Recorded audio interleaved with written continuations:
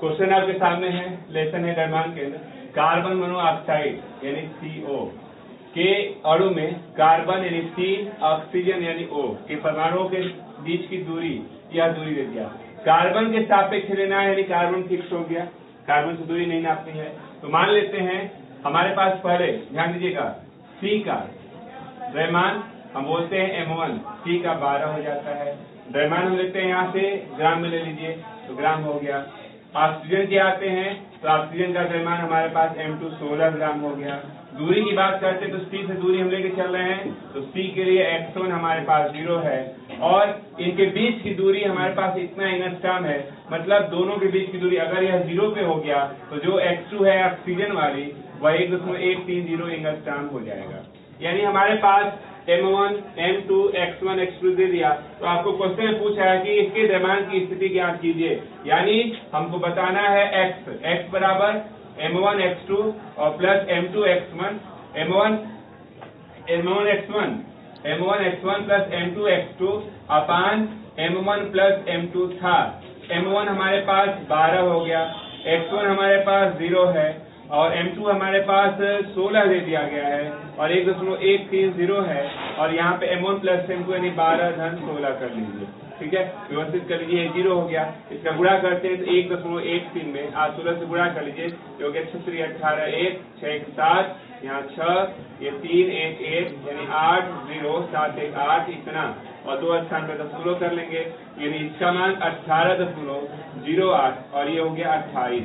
तो ये हमारे पास इसका द्रव्यमान केंद्र XCM, तो XCM हमारे पास इतना है।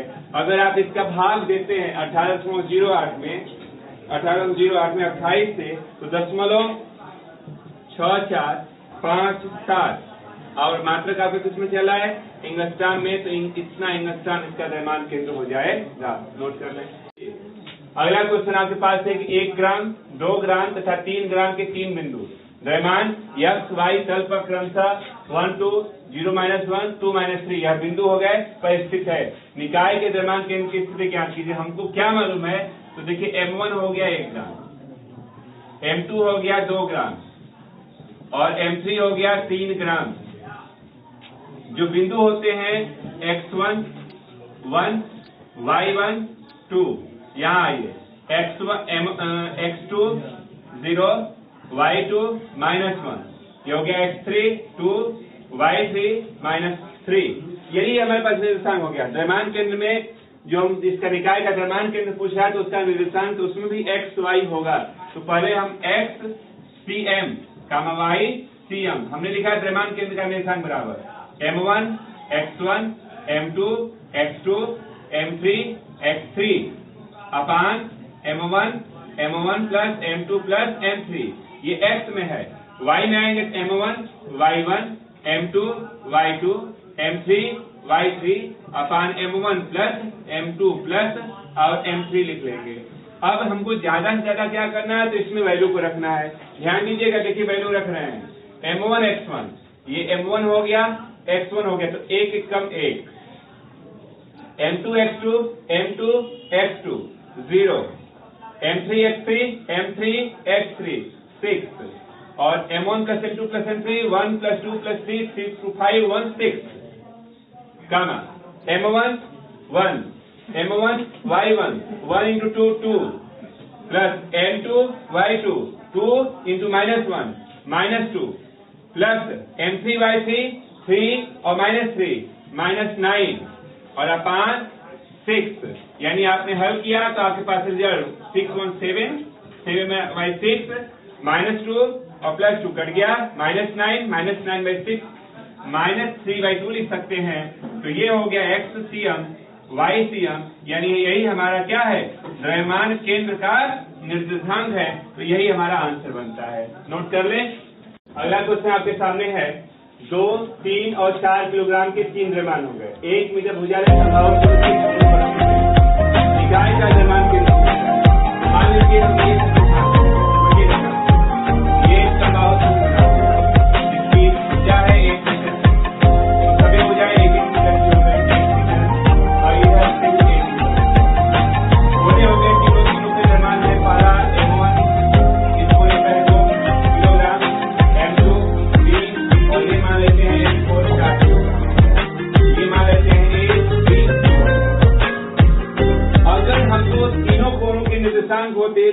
सॉल्व कर सकते थे। पहले कोने का निर्देशांक सेंटर पर है तो 0,0 हो गया, यहाँ 1 है y पे 0 है तो इसका निर्देशांक 1,0 हो गया। समस्या फंस रही है सी का निर्देशांक नहीं मालूम है, तो हमने क्या किया, आप कक्षा 10 में पढ़े हैं, तो हमने यहाँ परपेंडिकुलर लंब खींच दिया। लंब खींच देंगे तो है 1 2 बराबर भागों में बढ़ जाएगा, यानी यह दूरी 1/2 हो जाएगा, उधर वाली भी 1/2 हो गई। हमको अगर इसको डायरेक्ट खींचते हैं तो हमको इस y वाली दूरी की जरूरत है। अगर y मिल जाता ये वाली दूरी तो हम निर्देशांक x, y बना सकते थे। तो हमने क्या किया कि x तो मालूम हो गया 1/2, हम इस लंब की तलाश में है, तो यह एक छोटा सा समकोण त्रिभुज है। समकोण त्रिभुज में यह हमारे पास 60 अंश है, तो अगर कोण मालूम है, आधार मालूम है, तो लंब निकालने के लिए हम tan ले सकते हैं। तो हमने ले लिया क्या, tan 60। tan 60 का मतलब मान लीजिए d है, तो CD/1/2। tan 60 का मान √3 होता है, तो CD/1/2, 1/2 का इधर गुणा कर लीजिए, तो CD की वैल्यू √3/2 आ गया। यानी हमारे पास C का निर्देशांक भुज कोटि हो गया, क्योंकि यह हमने अभी निकाला है 3/2। ठीक है, अब हमारे पास तीनों निर्देशांक आ गए। तीनों में कैसे आप लिखेंगे, तो देखिए हमने लिखा M1 2 किलोग्राम, लिखा M2 3 किलोग्राम, लिखा M3 4 किलोग्राम।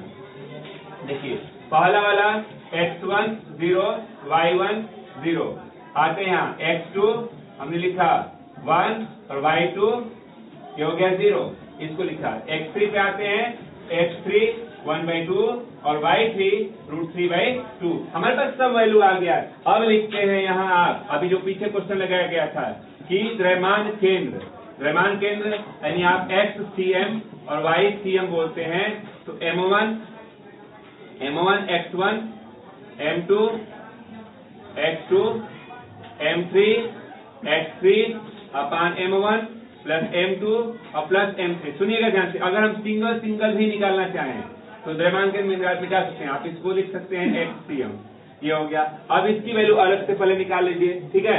XCM निकालेंगे तो देखिए M1 x1 0 plus M2 x2 3 1 कम 3, M3 x3 तो 4 × 1/2 तो 2 हो गया, अपान M1 plus M2 plus M3 2 + 3 + 4 कर दीजिए, 2 + 3 + 4 यानी इसकी वैल्यू 5 7 9, ये हो गया XCM।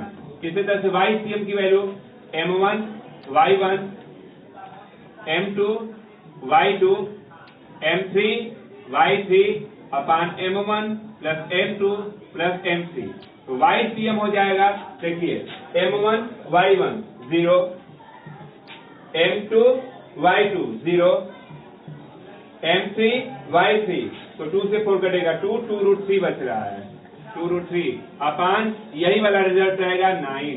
तो YCM = 2 √3 अपान 9 कर सकते हैं। तो आपका आंसर हो गया जो आपने पूछा द्रव्यमान केंद्र, तो द्रव्यमान केंद्र हो जाएगा XCM। YCM x की वैल्यू आई है 5/9 और ये हो गया 2 √3/9। तो ये हमारा आंसर बनता है इसका द्रव्यमान केंद्र। नोट कर लें।